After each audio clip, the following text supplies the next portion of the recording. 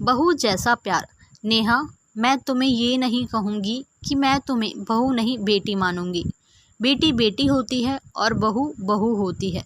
मैं तुम्हें बेटी जैसा प्यार नहीं दूंगी, मैं तुम्हें बहू जैसा प्यार ही दूंगी। रह रहकर होने वाली सास के ये शब्द मेरे दिमाग में हथौड़ी की तरह वार कर रहे थे। आज मुझे देखने के लिए सुरेश के साथ उसके मम्मी पापा और दीदी जीजा आ रहे थे। सुरेश और मैं दोनों ही इंजीनियर हैं। सुरेश की जॉब इंदौर में थी और मेरी जॉब बड़ौदा में। सुरेश मेरे बुआ जी के दूर के रिश्तेदार हैं। बुआ जी, फूफा जी सुरेश और उसकी फैमिली की तारीफ़ करते हुए थकते नहीं थे। सुरेश की मम्मी की तो बुआ जी भर के तारीफ़ करती थी, जैसे कि वह इंजीनियर है, पति और बेटा दोनों इंजीनियर है, तो जाहिर है कि पैसे की कोई कमी नहीं है। लड़ाई झगड़ा करना तो उन्हें आता ही नहीं। उल्टा उनकी हमेशा यही कोशिश रहती है कि उनकी वजह से किसी और का दिल ना दुखे। इतना पैसा होने के बावजूद खाना वे स्वयं बनाती हैं। सिर्फ सब्जी आदि काटने के लिए काम वाली की सहायता ले लेती हैं। उनका मानना है कि खाना हमें स्वयं ही बनाना चाहिए ताकि घर के सभी सदस्यों को शुद्ध और सात्विक भोजन प्राप्त हो। इतनी तारीफ सुनकर मुझे मन ही मन लगा कि यदि यह संबंध हो जाता है तो मैं अपने आप को बहुत खुश नसीब समझूंगी, क्योंकि कहा जाता है पति पत्नी के गुण मिलें चाहे ना मिलें, लेकिन सास और बहू के गुण मिलना ज़रूरी है, तभी वैवाहिक जीवन सुखी रहता है। यही सोचकर मन ही मन खुश हो रही थी कि मुझे बहुत अच्छी सास मिलने वाली है। लेकिन आज जब उन्होंने बहू जैसा प्यार देने की बात कही तो यह बात किसी की भी समझ में नहीं आ रही थी। आज तक सभी से यही सुना था कि हर सास ऐसा कहती है कि तुम मेरी बहू नहीं बेटी हो, मैं तुम्हें हमेशा ही बेटी जैसा प्यार दूंगी। लेकिन यहाँ तो कुछ उल्टा ही हो रहा है। बहू जैसा प्यार क्या है ये? घर में सभी को आशंका हो रही थी कि वह फिल्मों वाली ललिता पवार टाइप की सास तो नहीं है। यदि ऐसा हुआ तो मेरा क्या होगा? लेकिन सिर्फ इस बात को नज़रअंदाज किया जाए तो बाकी सारी बातें अच्छी थी। घर के सभी सदस्यों को लग रहा था कि यह रिश्ता हो जाना चाहिए और आखिरकार रिश्ता हो गया और शादी भी हो गई। मेरी शादी हो तो गई, लेकिन मेरे दिमाग में हर वक्त मम्मी जी के वही शब्द गूंजते रहते थे। इसीलिए मैं मन ही मन डरी हुई सी रहती थी। मैं सुरेश से भी इस बात के बारे में कुछ नहीं कह सकती थी, क्योंकि मुझे डर था कि कहीं सुरेश यह ना समझ बैठें कि शादी होते ही मैंने मम्मी जी के खिलाफ़ उनको भरना शुरू कर दिया है। इसीलिए मैंने मन ही मन फ़ैसला कर लिया था कि मैं अपना हर काम इतना परफेक्शन से करूँगी कि मम्मी जी को शिकायत का कोई मौका ही नहीं मिलेगा, तो वह ललिता पवार नहीं बन पाएंगी। इस बात का मेरे ऊपर इतना असर हुआ कि मैं हर वक्त डरी डरी सी रहने लगी थी। सुरेश ने भी एक दो बार प्यार से मुझसे पूछा था कि तुम खुश नहीं दिखती, तुम्हें कोई परेशानी है क्या? किसी ने तुमसे कुछ बोला है क्या? अब मैं उन्हें क्या बताती। मैंने इतना ही कहा कि नहीं, ऐसी कोई बात नहीं है। नया घर, नया वातावरण, सब कुछ नया होने से शायद मैं अपने आप को एडजस्ट नहीं कर पा रही हूँ। धीरे धीरे सब कुछ ठीक हो जाएगा। मम्मी जी, पापा जी मेरा बहुत ख्याल रख रहे थे, हर वक्त मुझे बहुत प्यार से पेश आते थे। लेकिन मेरे मन में जो बहू जैसे प्यार की बात थी वह निकल ही नहीं रही थी।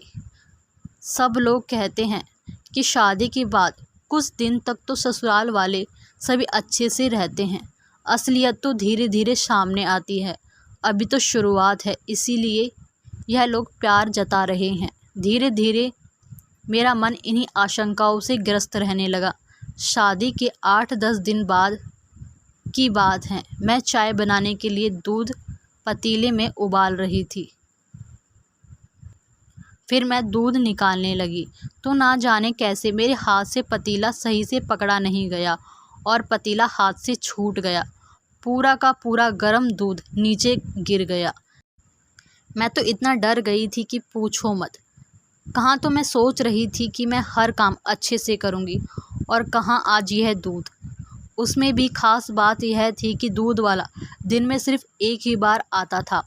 पैकेट के दूध में मिलावट होने के कारण घर में पैकेट का दूध नहीं आता था। सभी लोग चाय का इंतज़ार कर रहे थे। पतीले की गिरने की आवाज़ सुनकर मम्मी जी ने बाहर से ही आवाज़ लगाई, नेहा क्या हुआ?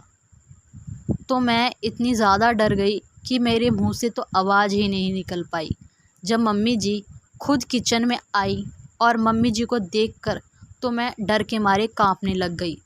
मुझे लगा कि अब वह ज़रूर ललिता पवार बन जाएंगी, क्योंकि अब कल सुबह तक किसी को चाय नसीब नहीं होने वाली थी और सभी को चाय पीने की आदत थी।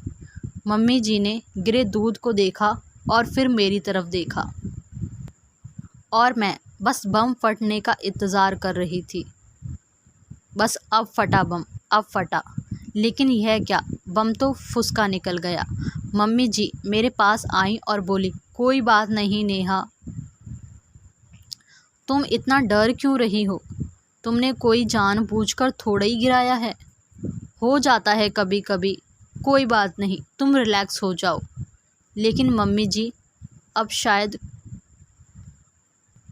अरे मैंने कहा ना तुम रिलैक्स हो जाओ। मम्मी जी अब चाय कौन से दूध से बनेगी, क्योंकि दूध वाला तो कल आएगा।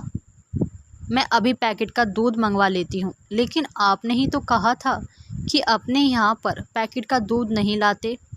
लाते तो नहीं हैं, लेकिन सभी चाय के लिए बैठे हैं। सभी को चाय का एक नशा सा हो गया है, तो चाय के बिना रह नहीं पाएंगे। इसीलिए इमरजेंसी में एक दो बार चलता है पैकेट का दूध। हम लोग ऑफिस में चाय पीते हैं ना, वहाँ का दूध भी तो बाहर का हो सकता है। हम कोई देखने थोड़ी ना जाते हैं। ऑफिस में हमारी मजबूरी है, लेकिन घर में जहाँ तक संभव हो शरीर के दृष्टिकोण से जो अच्छा रहता है वही करना चाहिए।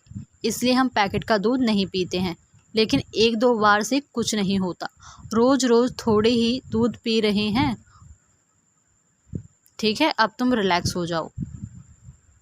मैंने मन ही मन सोचा कि मैं फिजूल ही डर रही थी। मम्मी जी ने तो कितने अच्छे से बात की, लेकिन दूसरे ही पल मुझे सहेली की बात याद आ गई कि यह सब चोचले शादी के शुरुआत में ही होते हैं, आगे आगे देखना होता है क्या। यह बात याद आते ही फिर से मेरे मन में वही डर समा गया। दो एक बार और इसी तरह से छोटी मोटियाँ गलती हुई, लेकिन तब भी मम्मी जी ने मुझे प्यार से ही समझाया। 4-5 महीने के बाद की बात है। सभी को पालक पनीर की सब्ज़ी खानी थी। आज रविवार की सभी की छुट्टी थी, इसीलिए आज सब घर पर थे। आज पालक पनीर बनाने का तय हुआ था। सब लोग खाना खाने के लिए बैठ गए। जैसे ही इन्होंने पहला कोर मुंह में डाला तो बहुत ही गंदा मुंह बनाया और एक घूंट पानी पीकर बोले कि आज सब्जी में नमक डाला है या नमक में सब्जी डाल दी है? आज डबल नमक है सब्जी में। मैं तो बहुत घबरा गई। हे भगवान, अब क्या होगा? अब ज़रूर मम्मी जी अपना बहू वाला प्यार दिखाएंगी, कहेंगी कि तेरी मम्मी ने कुछ सिखाया है या नहीं। पढ़ लिख कर नौकरी कर रही है, इसका मतलब यह नहीं कि सब्जी बनाना ना आए। तुम्हारी माँ ने तो कहा था कि मेरी बेटी को सब कुछ आता है, फिर ये सब क्या है? मैं यह सब सोच ही रही थी कि मम्मी ने मुझे ज़ोर से झंझोरा और कहा, नेहा नेहा क्या हुआ तुम्हें? कहाँ खो गई और रो क्यों रही हो? अरे बताओ तो सही, क्या हो गया? कुछ नहीं मम्मी जी, बस वो सब्जी, सॉरी, पता नहीं आज कैसे नमक ज़्यादा हो गया। अब सब लोग कैसे खाएंगे? फूल गोभी की सब्जी, दाल, चटनी और अचार है ना, खा लेंगे, तू घबरा मत। लेकिन आगे से सब्जी बनाते वक्त थोड़ा ध्यान रखा करो। दोपहर में जब मैं मम्मी जी के साथ अकेले बैठी थी तब वह बोली, शादी हुई है तब से देख रही हूँ नेहा कि तुम फ्री नहीं लग रही हो। ऐसा लगता है कि कहीं खोई खोई सी रहती हो, डरी डरी सी रहती हो। कोई बात है तो बताओगी तभी तो हम समस्या का समाधान कर पाएंगे। यहाँ तुम्हारी मम्मी तो है नहीं, लेकिन मैं तो हूँ ना। तुम मुझे तो बता सकती हो अपनी मन की बात। उनके इतने प्रेम से पूछने पर मैं अपने आप को रोक ना पाई और रो पड़ी। उन्होंने मुझे अपनी बाहों में भर लिया। अब बता क्या बात है। मम्मी जी, जब आप मुझे देखने आई थी तो आपने ही तो कहा था कि आप मुझे बेटी जैसा प्यार नहीं देंगी बल्कि बहू जैसा प्यार देंगी।